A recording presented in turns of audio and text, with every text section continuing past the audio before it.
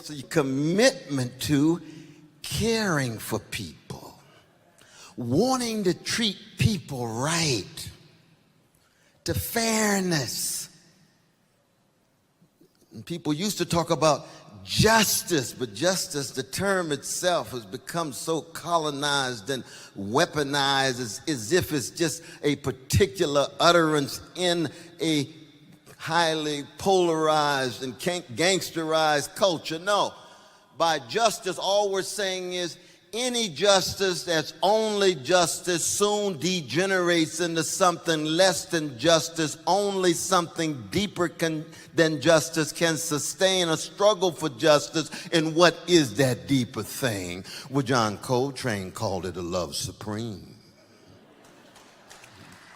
That's what we're talking about. We're talking about what it means to be a person of integrity and honesty and decency and generosity and compassion, and believe, in fact, that in a world that seems to be so overwhelmed with greed and hatred and hypocrisy and fear, we still want to be on the love train. So justice is what love looks like in public. But if it's only justice, it's too thin.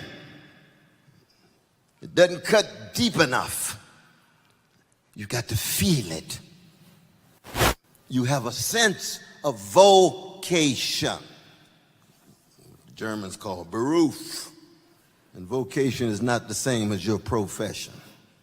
We want the most sophisticated professionals we can get. Yes, you want to be in your company. You want your company to do well, but you also want to do good, not just as a company, but as a human being, as a person who is trying to, to the best of your ability, to be committed to something deep like love and truth and beauty and goodness. And some of us who are still religious, we call it the holy, even though the holy itself has been so colonized these days.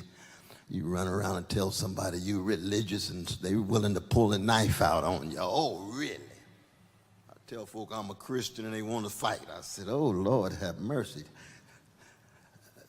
Let me tell you what I mean by that. I'm just somebody who comes from a tradition, and I'm trying to keep the best of that tradition alive. And so anytime you talk about diversity and equity and inclusion, we begin with ourselves. No name calling and finger pointing and demonizing. No. The question is, what kind of human being are you going to choose to be?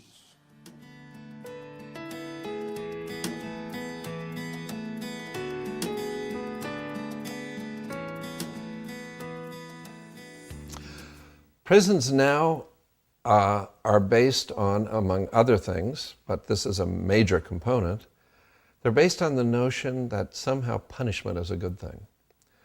The assumption here is when somebody's done something bad, the only way we can teach him not to keep doing that bad thing is to punish him, and that will teach him. The fact is, we know that that is exactly the opposite of the truth. We have abundant evidence, many different lines of evidence, showing that punishment does not inhibit or prevent violence. On the contrary, punishment is the most powerful stimulant of violence we've discovered yet. But I'm making a very important distinction here between punishment and restraint. As I've already said, I do believe we need to restrain people who are dangerous to others by isolating them in a locked, secure facility, but not isolating them in another sense, because we would want them to have full access to educational and therapeutic personnel who would come into the prison. And by the way, in my ideal therapeutic prison, I would, of course, invite the families and the wives and girlfriends to come in for conjugal visits, for family visits. I would try to give these men every possible chance to maintain familial ties as long as they were behaving constructively toward the members of their family. Welcome once again to the Radical Imagination. I'm your host, Jim Vrettos. I'm a sociologist who's taught at John Jay College of Criminal Justice and Yeshiva University here in New York City. In American criminology, attempts to come up with an answer to the problem of crime is rooted in the 18th century philosophy known as classical criminology. The theory is centered around principles of rationality, choice, responsibility, and the deterrent power of punishment. As the argument goes, the individual enters into a social contract. By breaking the laws of society, he's demonstrating his free will and rational choice. His criminality, breaking of the law, should be met by appropriate punishment or threats of punishment on behalf of society in order to deter others and to achieve justice. The scale of punishment would be proportionate to the objective harm caused by the individual's offense.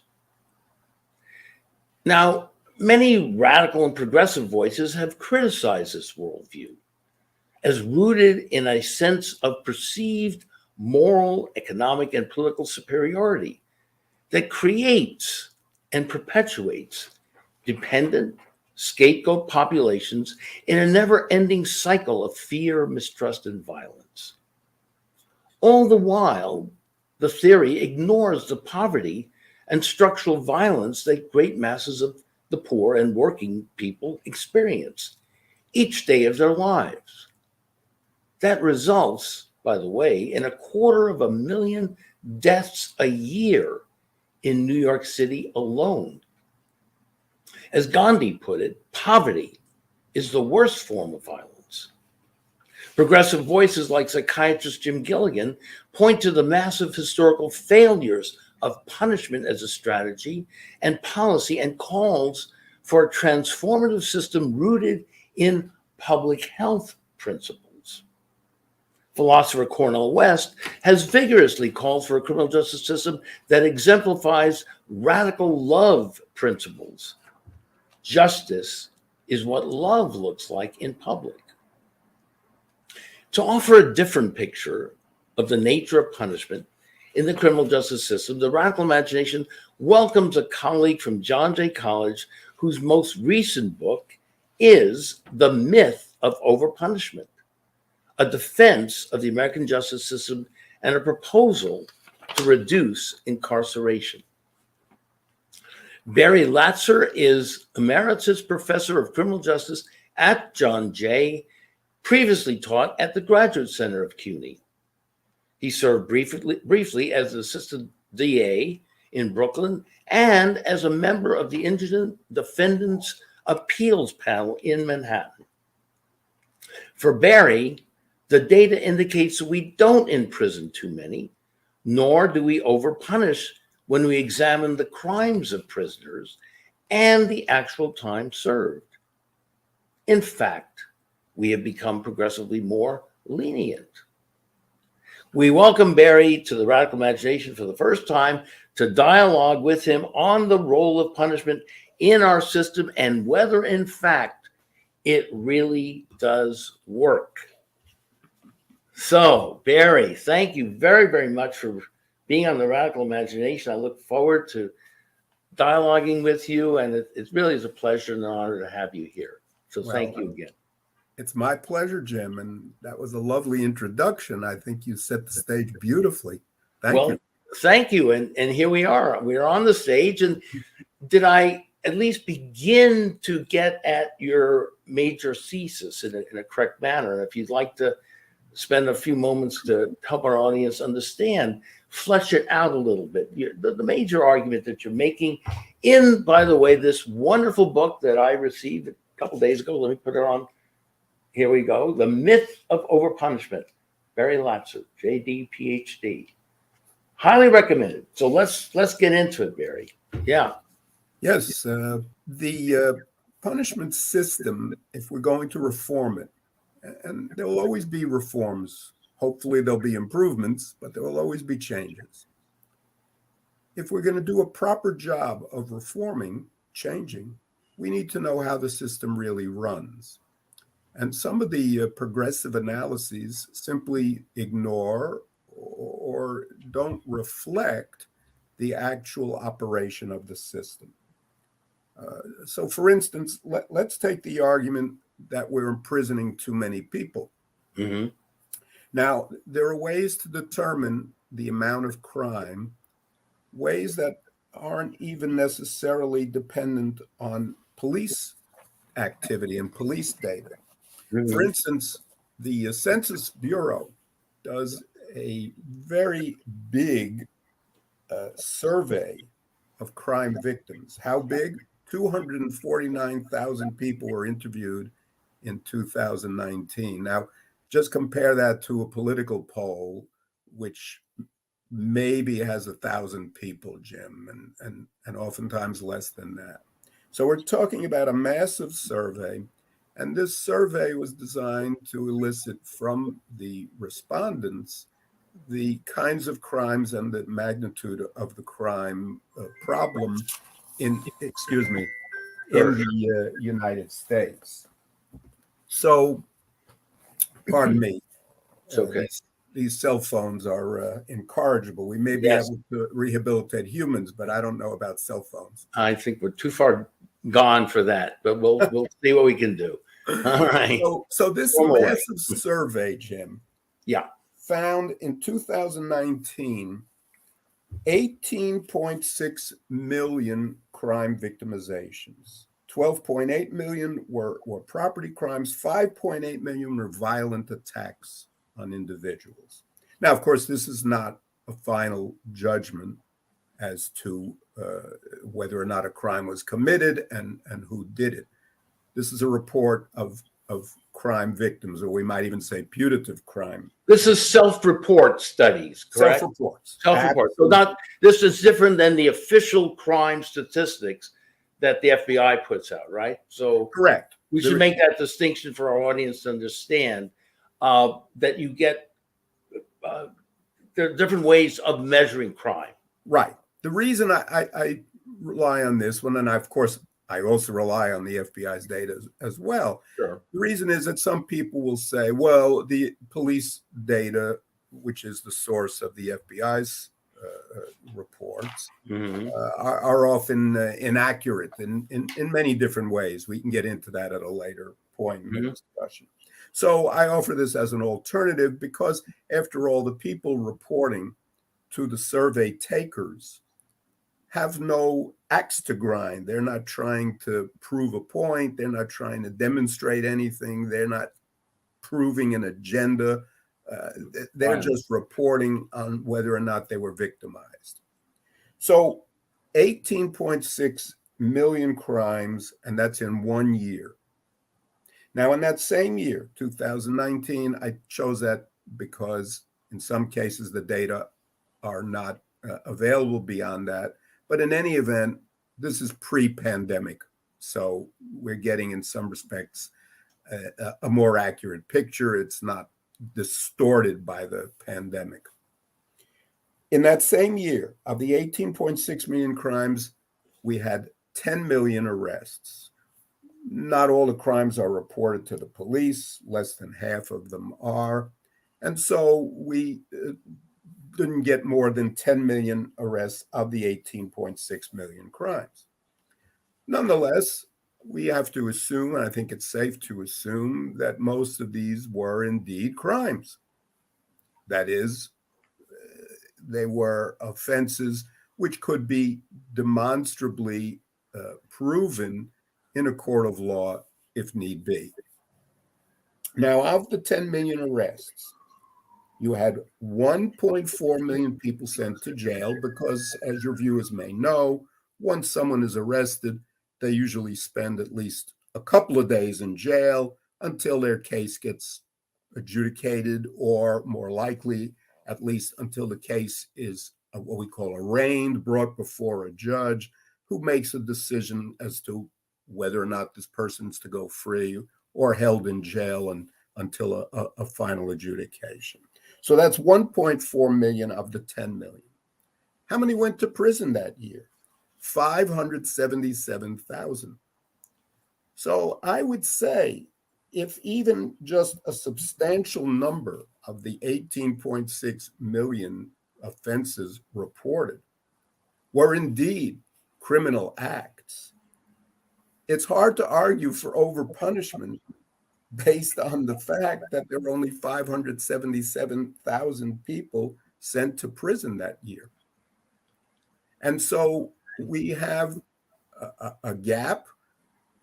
We have I don't know how you'd want to put it, but certainly a big decline, a big downgrade in the number of people imprisoned vis-a-vis the number of crimes that occurred.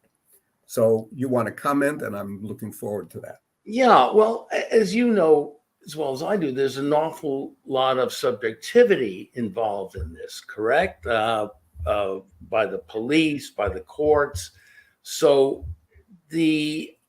one of the things that crossed my mind when, as you were speaking, is why is America so crime-ridden? And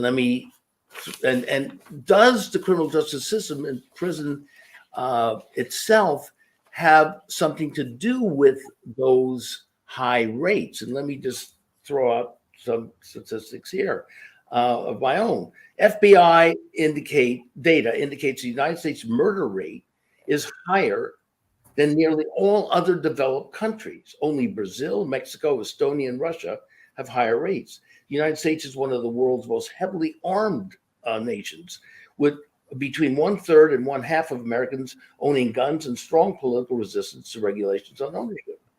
The United Nations Office on Drugs and Crime show America with the highest reported crime rate in the world, based on all crimes and on formal contact with police and or criminal justice systems. By this criteria, America is the most unsafe country of the world's top 10 countries with the highest reported crime rate. So that's another issue. And again, in the opening, I mentioned the issue of structural violence, which in the mass media and the politicians hardly ever mention that at all. And again, there's a great deal of subjectivity that could be involved in how one comes to pick a particular behavior to be seen as criminal. As you know, there's all kinds of there's hundreds and hundreds of thousands of crimes on the books, in a sense, and that we could literally arrest probably 90% of the population if we needed to. So there is a certain amount of subjectivity, right, on who and what behavior gets to be considered criminality and what happens to people once they are given that label. Almost finished. Those who go to prison, it's been well documented since Edwin Sutherland's differential association theory back in the 30s and 40s that people learn to become better criminals in prison. That's a place. If probably you want to find a place where you can create more violence, this is the best place to put people. Okay, so let me just stop at that point because there's a lot to digest here. Yeah, there's a lot to unpack. All right, let me first address your subjectivity comment because you repeated that several times. What the first determinant of what is a crime is, of course, the criminal law itself. The laws are carefully written, and there's a long history of how they're supposed to be interpreted. This is done first, of course, by courts, but then also as a practical matter, by prosecutors, defense attorneys, and judges. So this is not as subjective a system as one might think. The subjectivity might be more apparent in the decision of the police to make an arrest, especially with low-level crimes. However, when we're talking about mass incarceration, and we're talking about serious offenses and serious punishments for that matter, that is imprisonment, there's far less subjectivity involved. It's quite clear what the crimes are, and each case is adjudicated by a judge, and sometimes, not as often perhaps as we would like, by a jury. So there are carefully structured determinations as to responsibility for these acts. So I would not use the term subjectivity, because there's a great deal of objectivity here. Somebody is hurting, damaging, attacking, assaulting all these crime victims, unless you think that's a fabrication. I don't. So there are actual crimes occurring, and we define them quite carefully in the criminal law and adjudicate each one of them in the criminal justice process. Now, if I may, let me, you'll probably want to respond to that too, Jim, and that's great, and we'll go back and forth. That's what dialogue is about, right? So let me address the poverty issue. Yeah. Let's get that one too. It is true that poor people, low-income people, do the overwhelming preponderance of violent crime and property crime as well. However, we need to examine that a little more closely. My view is that you can't simply say poverty causes crime, because the overwhelming majority of poor people don't do crime. Moreover, the crime rates are very varied among low-income groups. African Americans, for instance, have extremely high violent crime rates. Other groups, just as impoverished, have much lower violent crime rates. So we can't determine by poverty alone who is going to commit the most violent crime.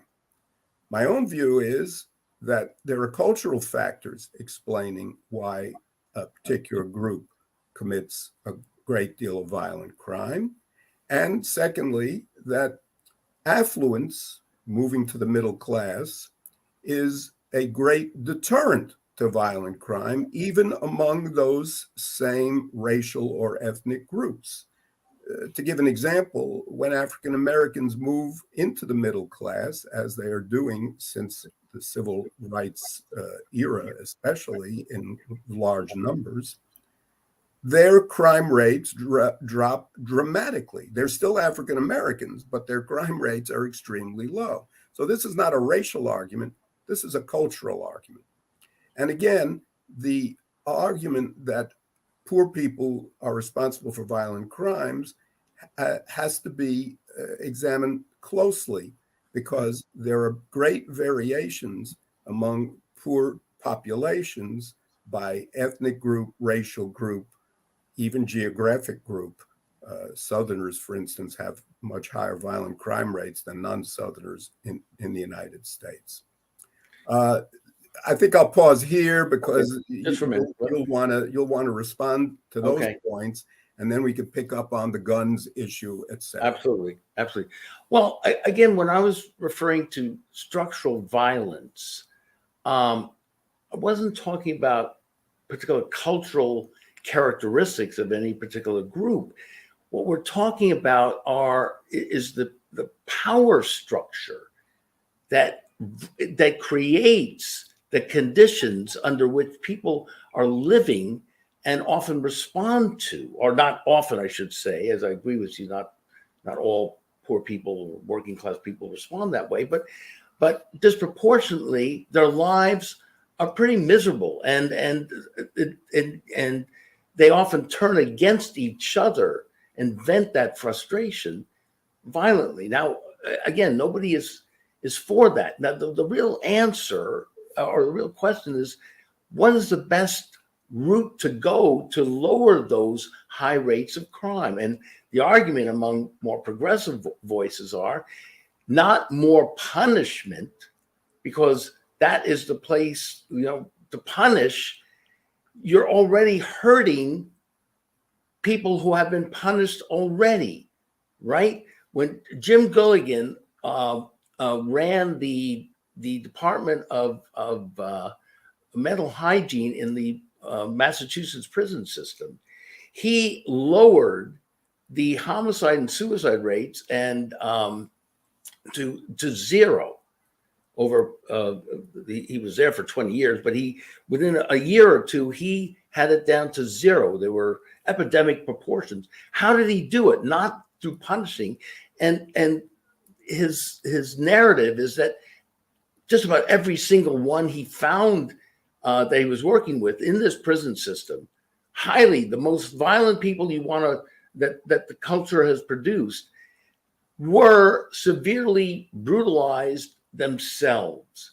So violence begets violence. So his answer was not to let people out of prison, but to restrain them within a therapeutic milieu in which they were able to get the proper counseling, the proper education and care that they never got in the first place. So I guess I'm going off here on the issue of punishment and whether that is, in any sense of the term, valid for our criminal justice system or any criminal justice to have.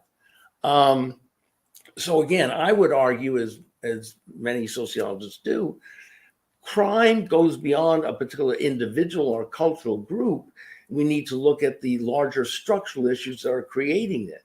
And poverty certainly is central. So if you look at the Western countries, in particular, Japan and so on, New Zealand, Australia, all of them have much, much lower crime rates, generally, and rates of violence than we do.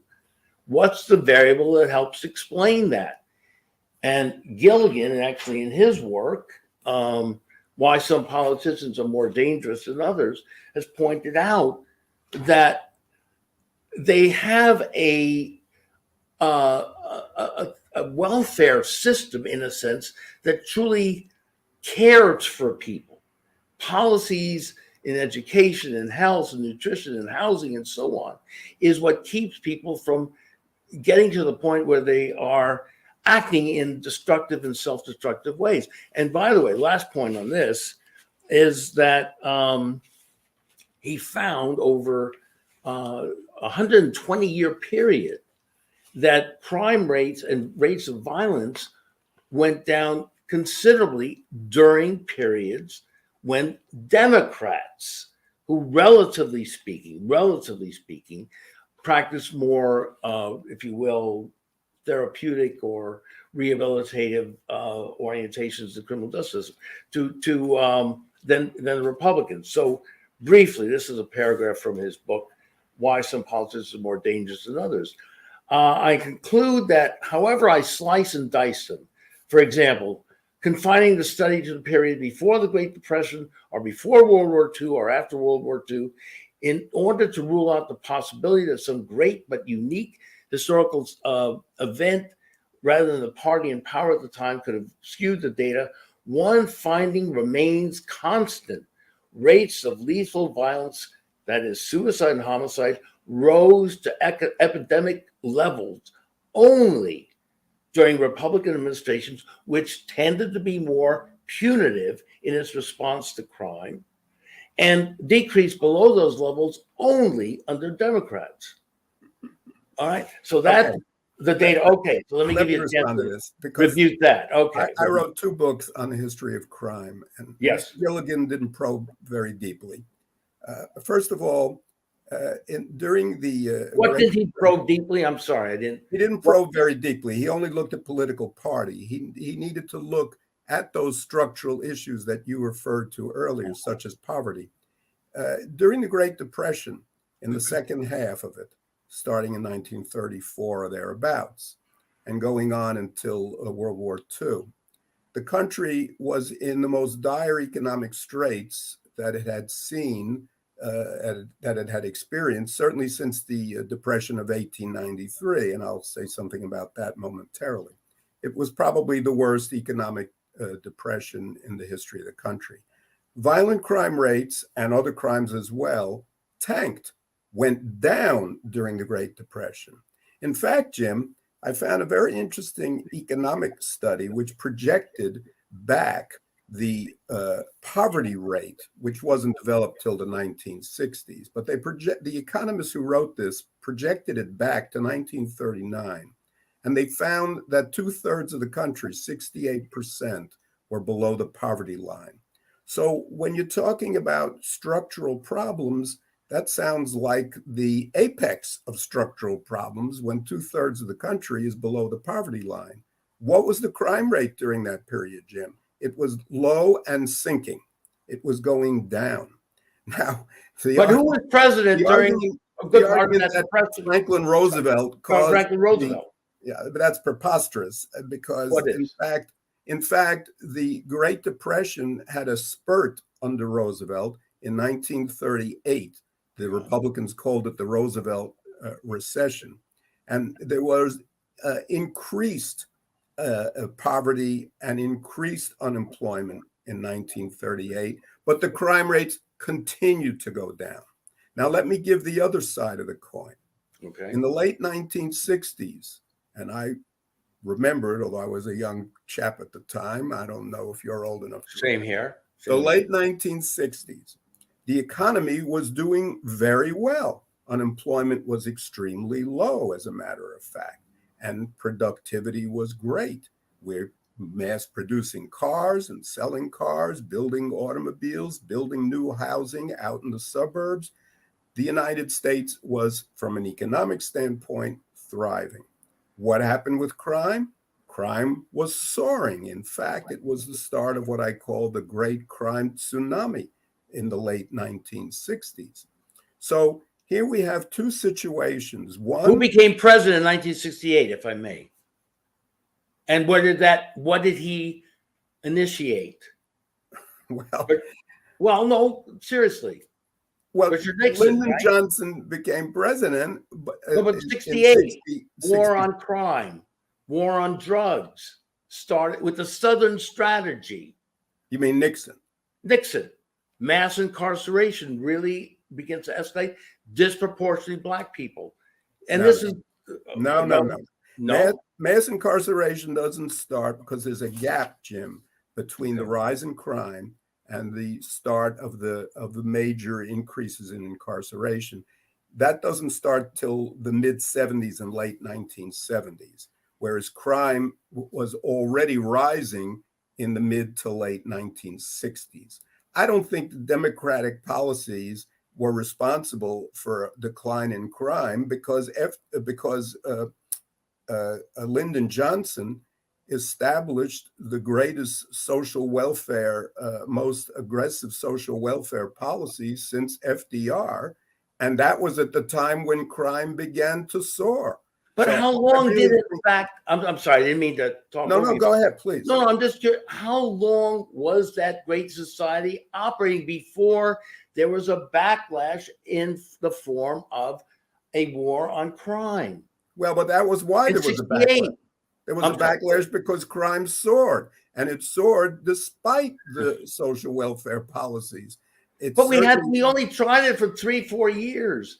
The Voting Rights Act, 1965, civil rights legislation. I mean, there's so much that the country needed to take into account for so long a period of suffering that so many people went through. I understand what you're saying, but I think the argument could be that if we had followed through another several years, I don't know how long, you would have had a much more harmonious society rather than one that then began to become more and more polarized around this issue of crime. You're absolutely right about crime and public safety. This is the one issue that people get extremely hot and bothered with, and I understand that.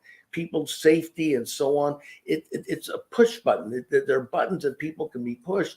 They can push people into feelings of great fear, and I think that's what oftentimes happens in these dialogues, and that's why I'm glad we're not having that. We're talking about that in different ways. They're real. I have the data, and I'll be glad to share them. with you. I'll have to thumb through my book to find the data, but there were real massive increases in violent crime in this country. People weren't responding to push buttons. I've heard that media caused it argument before, but it's not true. The media may have been playing this up, but it's the public fear was based on an actual and tremendous increase in violent crime. I mean, well, also, right, Barry, we were in Vietnam, which Yes. Which had, you know, traumatized the country. Yes. Violence and the most you know, hated war that I think we've been involved in by so many young people, and how many people we lost? Tens of thousands of people.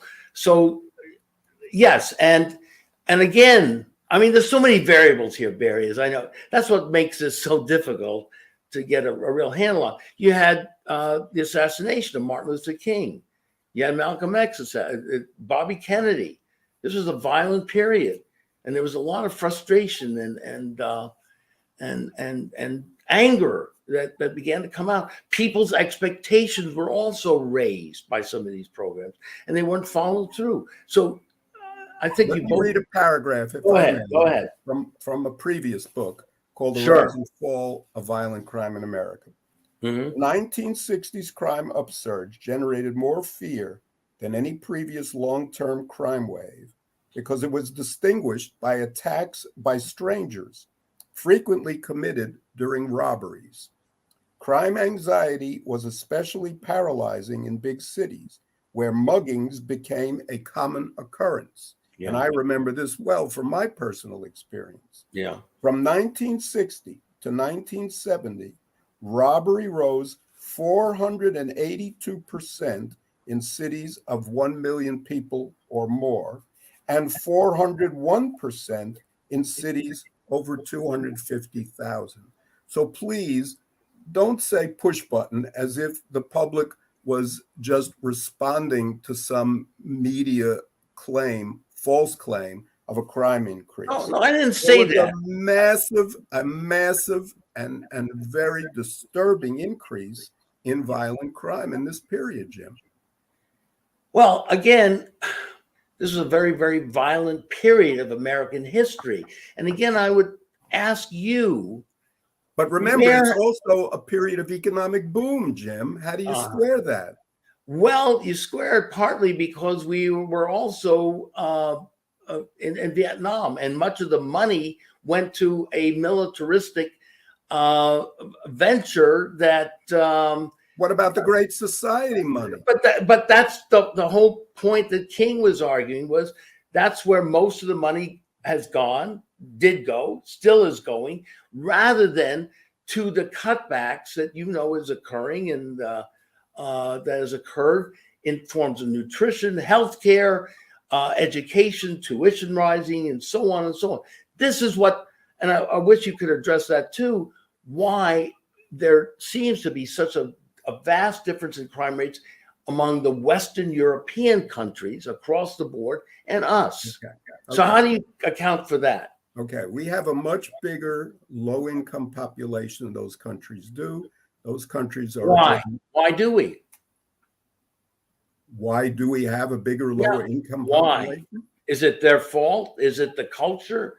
Is it the individuals who aren't trying hard enough? No, I'm. What do you make of that? Why do we have disproportionately such high rates of poverty? Poor people in the country. Well, we've taken in millions of people into this country.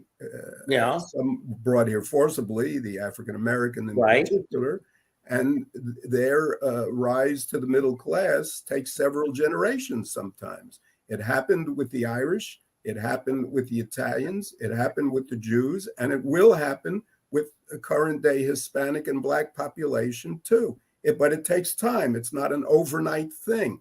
You can't wave a magic wand. And I think the big difference between conservatives and liberals on this, Jim, is that conservatives are not in favor of transfers of wealth, of money, from Robin Hood schemes, we might call them, from the more affluent to the less affluent. whereas progressives and liberals are in favor of those schemes. But well, how do you explain, the Barry? history of the country is that economic growth and economic development eventually enabled these groups to move to the middle class, and that suppresses crime. Well, you also, I'm sure, realize, Barry, that for hundreds of years, millions of people were working under slave labor. And so the profiteering that occurred there by whites was enormous. And that's a good part of the discrepancy between wealth and people. Now, I would also say, as you, well, the I'm slavery, sure know, Jim, as you know, the slavery was mainly supporting an agricultural economy, and the it wealth supported the big banks in the North as well. But let me just and the wealth went mainly to people who owned the plantations, which was, by the way, only 5% of the population in the South. But that's not where the employment of the immigrants took place, which was in the North. It took place in those factories which were developed in the North with different monies, not slave earned monies by and large. But so that's kind of a red herring argument there. let me ask you about the Homestead Act, please. in which millions of white ethnics were able to get literally, I think it was 160 acres of land. And they just had to apply for it. They were given 5 years to work on it, and then it became theirs. Now, there's nothing wrong with that. In fact, that's a great program. But that affected, particularly in the West and the Middle West, hundreds of millions of people. Now, that is a government transfer of wealth. And I don't see what's necessarily wrong with that if, in fact, we're concerned about welfare of people and not just profits. So the discrepancy of wealth that we're experiencing today is just outlandish. It's obscene. It's not necessary. And other countries, it's simply the greatest inequality of wealth occurs in this country. And I think that has a lot to do with certain expectations, frustrations, anger, lack of opportunity. And I agree with you that reforms are necessary. We can advocate this and that, but people aren't going to wait around. You know that among our students. You can't tell them, well, this is the start and, may take 2 or 3 generations, but your kids and grandkids are going to fully make have the American dream.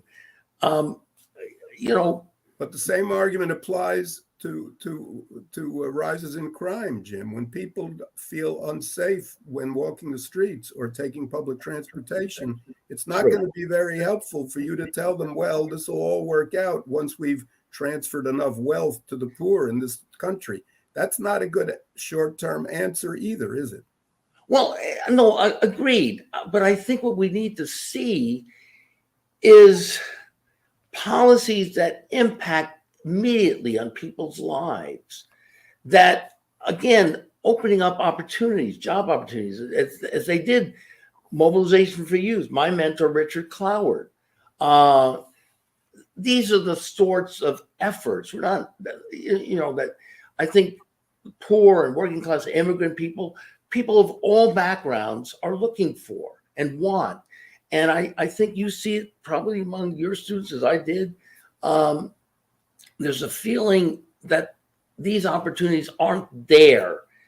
They're being prepared more or less for dead end sort of positions, and moving upward is really out of the question. And only a rather small elite. I mean, there are people doing very well in this society, as you know, and who are perpetuating their privilege in a sense by being able to afford the Ivy League educations and so on, which outrageous amounts of money that families need to have in that. And so on and so on. So I think it's the discrepancy, is the inequalities that people are experiencing that create frustration and anger. And then on top of that, a criminal justice system that is perceived, even though it's maybe set up to be as objective as possible, but the real perception and the real data shows that, that the poor are in prison much more disproportionately of all colors, but particularly of African Americans. So that hostility, that the feeling that the country is going after them, that the police are put in an impossible position, right? And so much of the anger gets directed at them. And I agree with you. It's misplaced. They can't be the psychiatrists. They can't be the economists to make things right. They can't offer the jobs that are needed. So that's where Gilligan is coming from. I have to push back a little bit because he's not putting the Democrats on some sort of pedestal. All he's saying is, relatively speaking, they began to have programs that impacted on the great masses of people's lives, at least beginning impacts. And that I think that's what progressives would say. We need more of that and less of the idea of punishment. What role do you need less punishment serve? Why do you need less of the idea of punishment? Go ahead Well, and you tell me. You tell me. your social welfare programs, and hopefully they'll be effective. I'm very skeptical about that, but nonetheless, go ahead and enact them. But what do you want us to do in the meantime with murderers, rapists, robbers, people who engage in sexual assault, burglars, and so on? I think you have. I agree with you. They need to be restrained. Well, that's they who's are in prison, damaged, Jim. traumatized, hurt people. I don't care about their trauma and hurt. Who's in prison? They should be there. Those are the people in prison. I'm agreeing with you. These are the people. Well, then what's the problem with the criminal justice system? Well, this is the if you problem. agree with me. I agree with you that by and large, that's the place. We need secure facilities to restrain people from hurting other people. Right. But we need mental health workers. We can't expect correction officers and police officers to have medical degrees in psychiatry. No, but here's maybe our difference on this. Gilligan is saying these people are damaged, traumatized. They've been hurt. They should be restrained. He's not saying that let them run the streets. No, but you need to have a therapeutic milieu, not one that's punished, one that's rooted in punishment. Beat the hell out of these people, put them in solitary confinement. That only exacerbates the situation. It makes us There are numerous studies on recidivism and the relationship between time spent in prison and recidivism. And you know what they show? No relationship. There's no relationship. I must disagree with you on that. Between time spent in prison and recidivism. But obviously, it's not causing more crime. But Barry, the one variable that does make a difference, and you'll like this as an academic, we got a college degree. Those who get a college degree in the prison have zero recidivism. Yeah, but how many are eligible for a college degree? Most of them can't even read. You've got to start with what you're working with. I agree with you. Decent education. You're right. Knowing how, if you don't know how to read and write, you're not going to go anywhere. And that anger and frustration of knowing that you can't do that is enormous. And so that's what we're talking about: needing education, proper relationship training, counseling. I mean, really, really good counseling, dealing with traumatized hurts that people have experienced from childhood, not more punishment. So that's, I think, Now, they need punishment too, Jim. Every system has to operate on a punitive basis. Locking really why keeping them because we don't know any better way to do it. You I said just gave you one.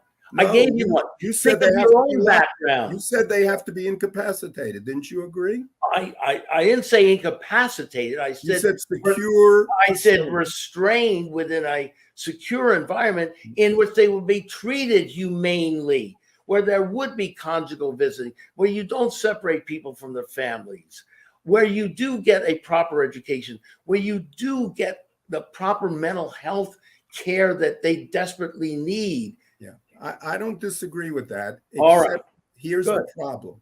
The problem is when you have crime of the scale that we have, and you've already conceded that we have crime on a massive scale. In fact, you argued that it was much greater than, for instance, the crime in Western Europe, which it is. When you have crime on that massive a scale, it becomes very expensive to provide the kinds of services that you're propounding.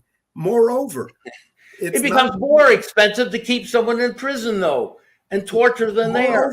Moreover, as you know, since Martinson's studies, which referred to attempts to rehabilitate people going back to the 50s and 60s, moreover, these programs don't seem to work very well. We have a recidivism rate of 83% of prison releases.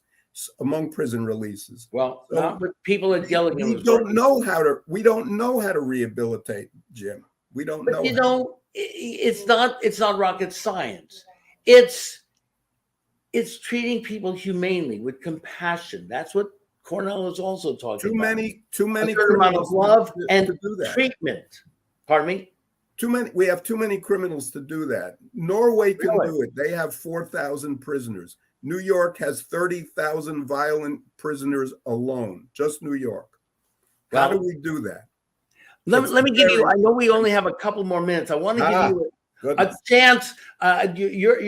Your solution here, or one of is the electronic incarceration. So let me give you a chance to articulate your answer on that. Well, when we have so many people incarcerated, they're almost all getting out. 80% get out before their full prison terms have expired.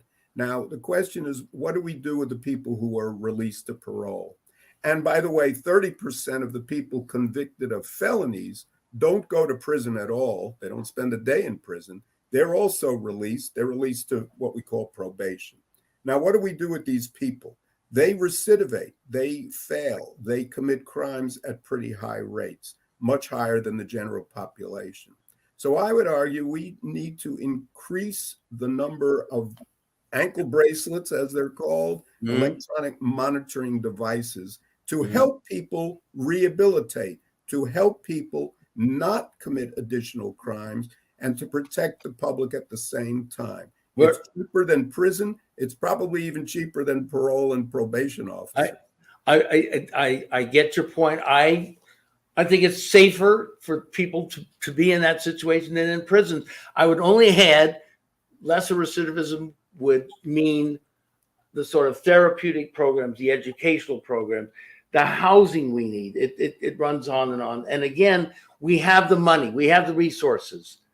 It's going elsewhere into military budgets and so on. But listen, thank you so very, very much, Barry. It went so fast, Jim. It went too fast. A robust discussion. Everybody get this book, let me get it centered here. The Myth of Overpunishment. Please, and let's do this again, okay? All right, it's been my honor and pleasure. Thank you. It was vigorous. I enjoyed it very, very much. I hope you did too. I certainly did too. It was a great pleasure. Thank you. Thank you so very much. And thank you for watching us here on The Radical Imagination.